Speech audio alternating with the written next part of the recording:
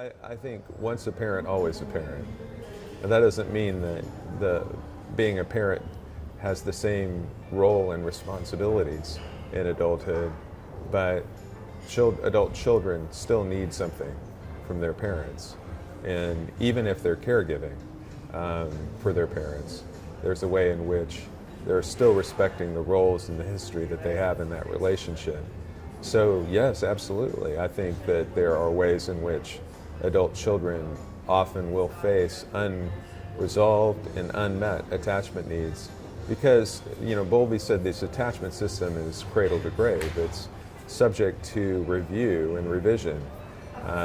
Mary Main has this concept of earned security, oftentimes talking about it in the context of adolescence, but I still think it applies generally to adult relationships as well. I've worked with, for example, a woman in her almost 50s with her 70-year-old father redressing her own history and experience because it was interrupting her own ability to make an intimate relationship.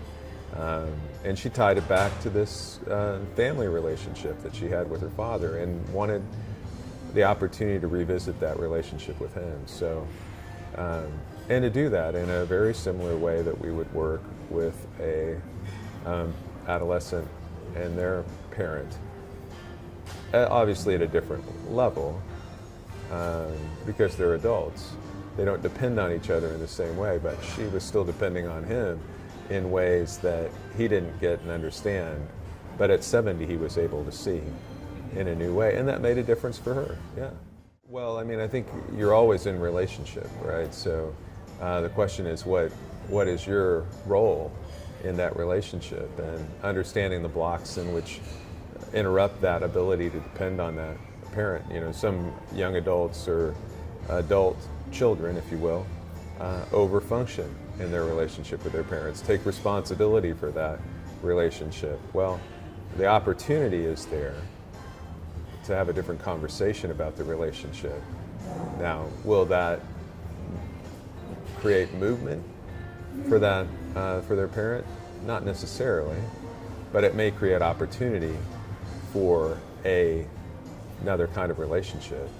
Now, and I think that what I've seen is that sometimes will prompt an opportunity to produce some therapy for someone who wouldn't necessarily consider that. But I think one of the resources for that relationship is another adult.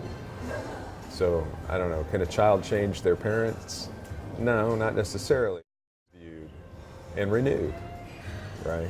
Because I think security can be restored at any point. History's always relevant. History's always relevant because that's how we make sense of who we are in the day. But I think what attachment theory seems to say is that how we relate in the moment has as much to say about our own understanding of ourselves and other people as our history does. So you can change the present and change the impact of the past. You don't change the past, but you can change the impact of the past on the present.